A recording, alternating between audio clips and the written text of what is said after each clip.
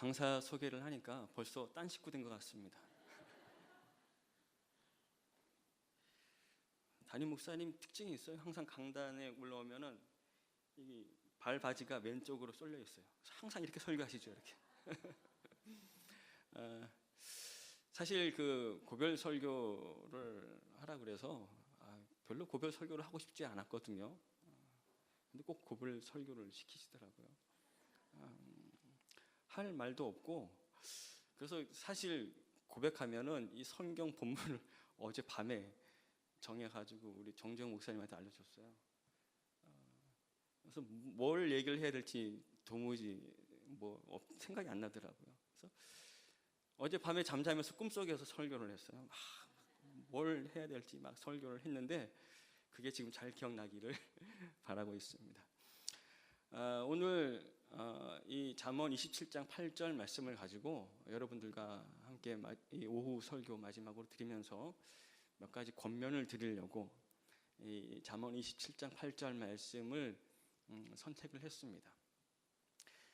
이 잠언 27장 8절 말씀은 우리 인생이 어떠한지에 대해서 분명하게 얘기해주고 있는 본문이라는 생각이 들어요. 여러분 성경을 읽어보면 성경 가운데는 인생이란 것이 무엇인지, 사람이란 존재가 어떠한 것인지에 대해서 단도직입적으로 분명하게 말해주는 성경 구절이 많이 있어요. 예를 들면은 이사야 40장 6절 말씀과 같은 것, 또 시편 90편 5절과 6절 말씀과 같은 것인데 거기에서는 무엇이라고 표현을 하고 있냐면 모든 인생은 풀과 같다. 그리고 그의 모든 영광은 들의 꽃과 같다라고 표현을 하고 있어요. 더 단도직입적으로 인간이 어떤 존재인지를 표현하는 성경 구절은 이사야 41장 14절 같아요. 거기에는 이렇게 표현되어져 있습니다. 이 버러지 같은 야곱아, 야곱이라는 인물을 대표로 해서 인간이란 존재가 어떠한 존재인지를 분명하게 얘기해 주는 거죠. 개역개정 성경은 버러지 같은 야곱아라고 표현을 했지만 예전 성경에는 지렁이 같은 야곱아라고 기록이 되어져 있어요. 그러니까 우리 인생의 덧없음, 연약함, 무능력함에 대해서 분명히 얘기해주고 있는 본문이라고 할 수 있습니다. 근데 오늘 제가 여러분들과 함께 묵상하기를 원하는 이 잠언 27장 8절 말씀은 두 가지 비유가 등장을 해요. 뒤에 있는 비유가 앞에 있는 비유를 설명하고 전체가 또 우리 인생에 대해서 비유로 권면을 하고 있는 말씀이라고 할 수 있습니다. 여러분 이제 잠언 27장 8절 말씀을 보세요. 맨 처음에 뭐라고 기록되어져 있냐면 고향을 떠나 유리하는 사람은, 그래서 첫 번째 비유를 설명해서 고향을 떠나 유리하는 사람은 뒤에 있는 비유가 설명을 하는 거죠. 보금자리를 떠나는 새와 같다라는 것입니다. 여러분 새는 보금자리를 떠나서 창공을 유유히 날아다닐 수 있습니다. 그 어떠한 제약도 받지 않고 마음껏 이 푸른 창공을 막 날아다닐 수 있죠. 그런데 때가 되면 반드시 보금자리로 돌아와야 돼요. 왜냐하면 영원토록 날 수가 없기 때문에 그렇습니다. 영원토록 마음껏 하늘을 날아다니면 얼마나 좋겠어요. 자기가 가고 싶은 데 다 가고. 하지만 반드시 다시 자기가 내려앉아야 하는 곳이 있다라는 것이 오늘 이 뒤편에 있는 말씀이 비유해주고 있는 내용입니다. 근데 마치 이 보금자리를 떠난 새와 같은 존재가 어떤 존재냐면 고향을 떠나 유리하는 사람과 같다라는 겁니다. 오늘 본문은 고향을 떠나 유리하는 사람이라고 말씀을 하고 있죠. 여기 고향이라고 표현되어져 있는 이 단어가 학자들마다 다양한 의견이 있어요. 이 고향이 의미하는 것은 믿음의 공동체라고 하는 학자들이 있습니다. 그러니까 이스라엘 공동체는 하나님 안에서 말씀 공동체요, 언약 공동체요, 하나님만을 섬기는 믿음의 공동체이지 않습니까? 그 믿음의 공동체를 떠나 유리하는 사람은 보금자리를 떠난 새와 같다라고 해석하는 사람도 있고, 또 어떤 사람은 이 고향이란 단어를 진리라고 해석하는 사람이 있습니다. 이 하나님의 말씀을 떠나 방황하는 사람은, 이 세상에 여러 가지 사상과 이즘이 많이 있잖아요. 그러니까 여러 가지 우리를 미혹하고 우리를 하나님에서 떠나게 하는 모든 사상 가운데 진리를 찾지 못하고 방황하는 사람은 보금자리를 떠나 유리하는 새와 같다라는 것입니다. 그런데 이렇게 여러 가지 이 고향에 대한 해석이 분분하겠지만 저는 이 고향을 하나님이라고 해석을 하고 싶습니다. 우리 모든 인생에 반드시 돌아가야 할 곳은 하나님입니다. 그러니까 하나님으로부터 우리가 나왔고 하나님으로 말미암아 우리가 존재하게 되어졌기 때문에 더군다나 믿는 사람들이라면 하나님으로 말미암아 구원을 얻었기 때문에 우리들이 반드시 돌아가야 할 곳은 하나님이다라는 것입니다. 그러니까 우리의 고향은 하나님이다라는 거죠. 그래서 제가 오늘 이 본문의 말씀을 묵상하면서 제목을 잡기를 하나님께로의 여정이라고 잡았습니다. 그러니까 모든 인생은 하나님께로 돌아가는 여행을 하는 사람들이다라는 것입니다. 이 여행 가운데 우리들이 반드시 기억해야 할 몇 가지를 여러분들과 함께 나누고 싶습니다. 첫 번째는 뭐냐면 이 여행의 목적 분명히 알깁니다. 이 여행의 목적. 저는 누가복음 15장에 등장하는 그 방탕한 아들과 같은 사람이었습니다. 하나님을 알지 못했고 아버지와 함께 있으면서도 아버지보다는 재산이 탐이 나가지고 아버지의 재산을 받아가지고 먼 미국 땅에 가서 허랑방탕하게 살아갔던 사람이었는데 어느 한순간 내가 예수님을 믿고 거듭난 존재가 되어졌어요. 근데 이렇게 거듭나고 보니까 어떤 사람이 나한테 와가지고 그러는 거예요. 나랑 같은 고향이라고. 그 어떤 사람은 바로 성도들이에요, 여러분들. 그러니까 예수님을 믿는 또 다른 그 어느 누군가가 나에게 와가지고 강건욱 집사님, 제가 이제 그때 집사님이었고 또 이제 신학교 다닐 때도 있고 지금은 목사지만 강건욱 씨, 알고 보니까 당신이 나랑 같은 고향이라고. 그 고향이 어디냐고. 그러니까 거기가 하나님이라고 그러더라고요. 그래서 우리 모든 형제들은 같은 고향을 향해 가는 사람들이에요. 고향을 찾아가는데 이 고향의 종착지가 어디냐면 바로 하나님입니다. 하나님이 계신 곳. 우리는 그곳으로 여행을 떠나는 사람이에요. 어느 한순간 나도 모르는 사이에 내가 예전에는 내 고향 경상남도 거창이 나의 고향이고 내가 그곳에 돌아가면은 뭐 어르신들도 만나고 그곳에서도 여러 가지 추억을 되살릴 수 있을 거라고 생각을 했는데 알고 보니까 나의 진정한 고향은 경상남도 거창이 아니라 우리 하나님이 계신 곳이에요. 어느 한순간 내가 그곳으로 돌아가야 할 것이다 라는 것을 깨닫게 된 것이죠. 히브리서 11장 15절부터 16절에 보면 이런 말씀이 등장을 합니다. 그들이 자기가 돌아가야 할 본향이 있음에도 불구하고 돌아가지 아니한 이유가 있는데 그 이유가 무엇이냐면 더 나은 본향이 있기 때문이다 라고 성경이 말씀을 하고 있어요. 여기서 말한 그들이라는 것은 아브라함과 이삭과 야곱과 같은 족장들이에요. 그들이 살고 있었던 원래 고향이 있었어요.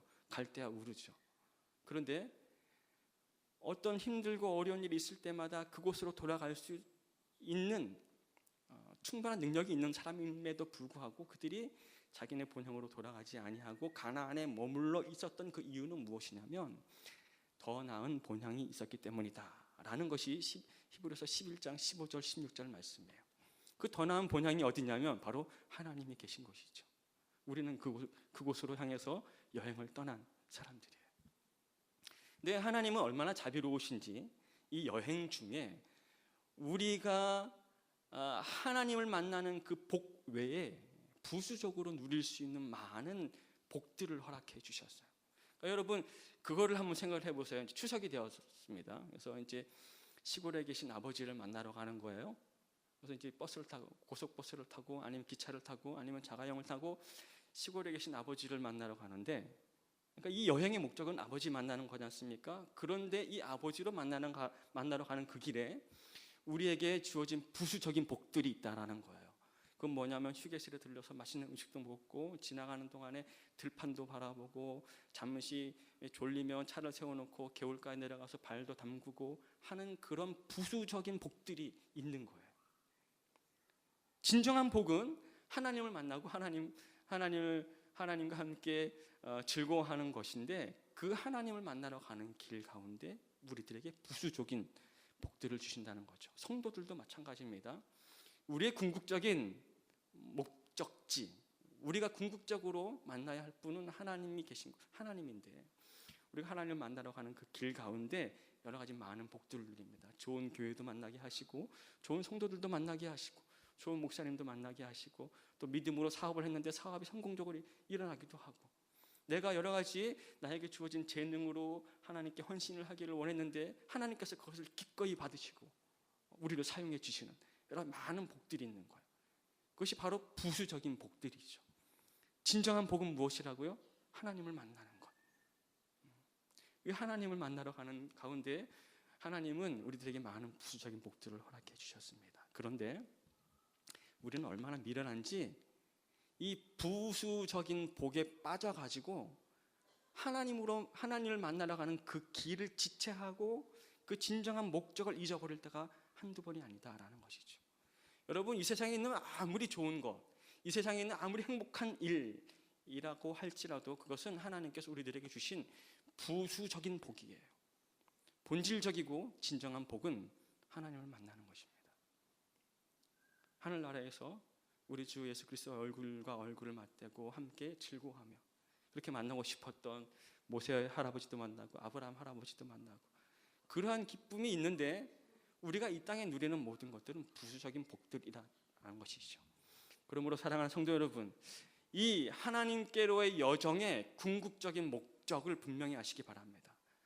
이 궁극적인 목적을 분명히 아시고 우리에게 주신 부수적인 복으로 말미암아 이 궁극적인 목적을 잊어버리지 아니하도록 여러분들 스스로 다스릴 수 있기를 간절히 소원합니다. 두 번째는 이 여행에 안내책이 있는가라는 것입니다. 저는 오페라도 잘 모르고 여러분들이 너무나도 잘 아시는 것처럼 음악에 대해서 정말 무지합니다. 알지도 못하고 부르지도 못하고. 그런데 여러분, 저 같은 사람이 오페라를 보러 갔다고 한번 상상을 한번 해보시겠습니다.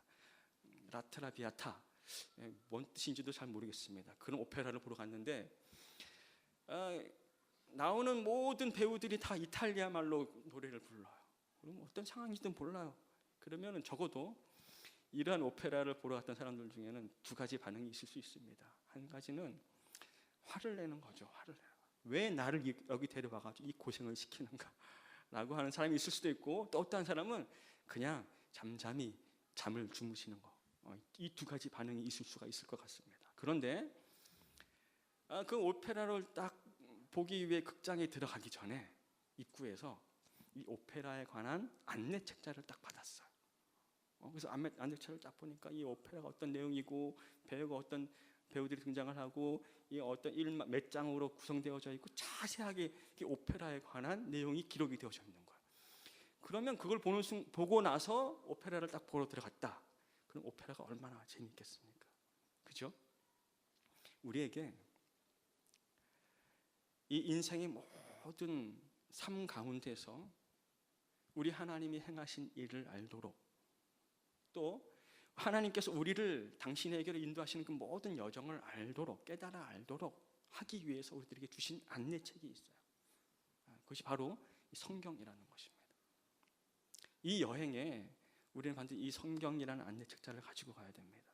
다시 말하면 이런 것일 수 있어요. 요즘에는 그 이제 내비게이션이 워낙 잘 나와서 지도책이 필요 없지만 이 하나님께로 가는 여정 가운데 필요한 지도책 아니면 혹은 내비게이션이라고 생각하시면 되겠습니다. 이쪽 길로 가면은 낭떠러지가 있고 이쪽 길로 가면 길이 막히고 이쪽 길로 가면은 빠른 길 같은데 실상은 공사 중이고 하는 그 모든 자세한 내용이 이 책 안에 다 기록되어져 있는 거예요. 그러므로 사랑하는 성도 여러분, 우리가 하나님께로 가는 그 여정 가운데 필요한 안내책 챙기기를 여러분 잊지 마시길 바랍니다. 세 번째는 이 여행이 가족 여행인가 하는 것입니다. 하나님께로 가는 이 여행 가운데 나 혼자만 가면 얼마나 쓸쓸할까요? 그죠? 그래서 여러분들이 이 여행 가운데 꼭 가족들과 함께 가기를 축복합니다. 물론 여기 나와 있는 모든 사람들 뭐 아버지 아버지 같은 얘기죠. 아버지 나오고 엄마 나왔고 다 아들도 나와 있고 딸들도 나와 있는 것 같은데 실상은 이 자리에 앉아 있다라고 해서 같은 여행을 하고 있다라고 생각하시면 안 됩니다. 우리가 끊임없이 말씀으로 권면하고 기도하고 함께 우리 하나님이 어떠한 분이신지를 찾아가고 그가 진정으로 회심했는지를 살펴보고 그래서 우리가 모든 가족이 함께 이 여행에 동참할 수 있는 복들이 여러분들에게 있었으면 좋겠습니다. 네 번째는 이 여행의 종착지가 얼마나 남았는가 하는 것을 스스로 체크해 볼 수 있기를 바랍니다. 우리 인생은요, 오는 시간은, 오는 날짜는 각자 다 달라요. 하지만 이 인생을 마감하는 날짜는 그 어느 누구도 먼저 오신 분이라고 먼저 가는 법도 없고 나중에 온 사람이라고 오랫동안 있는다라는 법도 없어요. 하나님께서 각자 인생에게 허락하신 인생의 삶의 기간이 있는데 우리는 하나님께로 가는 그 여행 중에 내 인생의 여정이 얼마나 남았을까라는 것을 스스로 생각해보고 내 믿음이 내 신앙생활이 해이해지지 아니하도록 늘 긴장감을 가지고 살아갈 수 있도록 우리 스스로에게 채찍질할 필요가 있다라는 것입니다. 그러니까 여러분들 네 번째로 기억해야 될 것은 무엇이냐면 내 인생의 여정, 하나님께로 가는 이 여정이 이제 얼마나 남아있나를 스스로 체크하는 것입니다. 다섯 번째는 제가 정말로 여러분들에게 강조하고 싶은 것인데 이 하나님께로 가는 여정 가운데 여러분들의 여행을 안내해 줄 가이드, 안내자를 여러분들이 좋은 안내자를 만나고 그 안내자와 함께 하나님께로 갈 수 있었으면 좋겠습니다. 하나님께로 가는 그 여정 가운데 안내자는 바로 교회라는 안내자입니다. 교회가 이 하나님께로 가는 여정 가운데 각 성도들을 하나님께로 올바로 갈 수 있도록 안내해주는 안내자입니다. 이건 내비게이션하고 지도책하고는 달라요. 이 내비게이션과 지도책을 해석을 해서 우리가 소화할 수 있도록 우리들에게 먹여주는 안내자인 것입니다. 그러니까 교회에서 성도들이 하나님을 알아가고 하나님을 만날 수 있는 모든 영적인 자양분을 우리가 이 교회에서 받아 먹고 이 교회를 통해서 하나님을 알아가고 이 교회를 통해서 하나님을 만나는 그 목적지를 분명히 찾아갈 수 있도록 하는 교육 그리고 그 깨달음을 이 교회를 통해서 얻게 되는 것입니다. 사랑하는 성도 여러분, 하나님께로 가는 이 여정 가운데 교회라는 귀중한 안내자를 만나시고 그 안내자가 올바로 여러분들에게 하나님을 가르쳐 준다면 끝까지 그 안내자와 함께 하나님을 만나러 가시기 바랍니다. 단 한 번이라도 어떤 이유를 막론하고 이 교회가 하나님께로 가는 그 여정 가운데 올바른 길을 제시하지 못한다면 가차없이 여러분 부담 가지지 마시고 올바른 안내자를 찾으러 가셔야 됩니다. 그러니까 이 교회가 우리에게 하나님의 말씀을 올바로 가르치고 하나님께로 올바로 안내해 주기를 위해서 여러분들이 끊임없이 기도하셔야 됩니다. 제가 설교를 빨리 진행하죠. 빨리 끝내고 싶어서 그렇습니다. 이제 여러분 저는 이 잠언 27장 8절 말씀을 가지고 여러분들이 5가지의 권면을 드렸어요. 이 하나님께로 여정 가운데 목적 분명히 알기, 안내책 챙기기, 가족 여행하기, 그 다음에 우리의 남은 여행이 얼마나 남았는지를 체크하기, 그리고 좋은 안내자와 함께 이 여행을 함께하기, 이 5가지를 여러분들에게 권면을 드렸습니다. 이제 저는 여러분 그동안 4년 동안 제 몸과 마음 속에 이렇게 나도 모르는 사이에 젖어 있었던 어떤 익숙함과 헤어져야 할 시간이 온 것 같습니다. 아침이면 늘 출근하는 그 산기슭 도로도, 그리고 이제 따뜻하게 제 손을 잡아주셨던 우리 권사님의 손도, 그리고 항상 해맑게 웃고 나를 반겨주었던 이 비타민 같은 우리 중고등부 청년 친구들도 이제 자주 못 보게 될 수 있을 것 같습니다. 여러분들에게 부탁드리고 싶은 것은 저를 위해서 또 제가 개척하고자 하는 교회를 위해서 기도해 주시길 바랍니다. 간혹 여러분들에게 그러한 소식이 들릴 수 있을 겁니다. 여전히 성도들이 없다더라. 여전히 재정적인 문제로 어려움을 겪는다더라. 목사님이 아파가지고 골골댄다더라. 이런 소식이 들릴 수가 있을 겁니다. 여러분, 그럴 때 기도해 주십시오. 저는 여러분들의 기도가 하나님의 보좌를 움직일 것이라고 생각하지는 않습니다. 그럼에도 불구하고 제가 여러분들에게 기도를 부탁드리는 것은 우리가 함께 기도함으로 여전히 우리가 그리스도 안에 한 형제인 것과 그리고 하나님 나라의 일을 함께하는 동력자라는 사실을 확인하고 힘을 얻기 위한 것입니다. 기도해 주시고 그리고 격려해 주시길 바랍니다.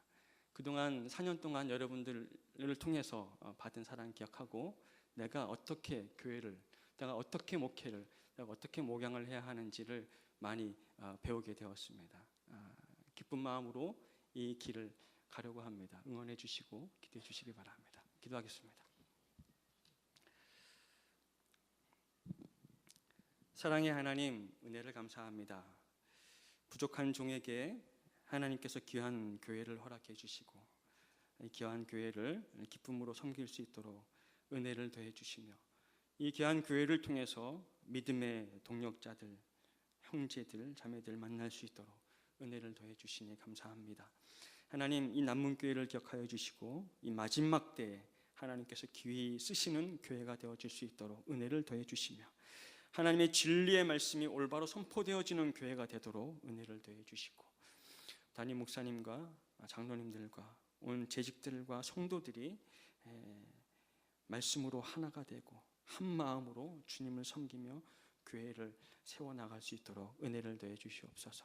담임 목사님에게 강건함을 주시고 그 마음속에 품고 있는 모든 거룩한 비전들을 주 안에서 올바로 이루어 나갈 수 있도록 은혜를 더해 주시며 모든 성도들이 기도로 또 물심양면으로 담임 목사님과 교회를 섬길 수 있도록 은혜를 베풀어 주시고 이 교회가 마지막 때 이 어둡고 탁한 이 시대에 한 줄기 찬란히 빛나는 빛과 같이 빛나는 교회가 되어질 수 있도록 은혜를 더해 주시옵소서. 오로지 우리 하나님만이 주인이 되어주시는 교회가 되도록 은혜를 더해 주시고 진리가 올바로 선포되어지며 가르쳐지는 그러한 교회가 되어지도록 은혜를 더해 주시옵소서. 각 성도들에게 믿음의 강건함을 허락해 주시고 말씀을 붙들 수 있는 용기를 허락해 주시고 이 세상 가운데서도 하나님의 자녀로 담대히 살아갈 수 있는 그런 담대함도 허락해 주시길 간절히 소원합니다. 이제 저희들이 소식을 주고받을 때마다 기쁜 소식을 주고받고 서로 함께 기도하며 그리스도 안에 한 형제가 됨을 다시 한번 확인하고 함께 즐거워할 수 있는 저희들이 되어질 수 있도록 은혜를 더해 주옵소서. 감사드리며 예수님의 이름으로 기도합니다. 아멘.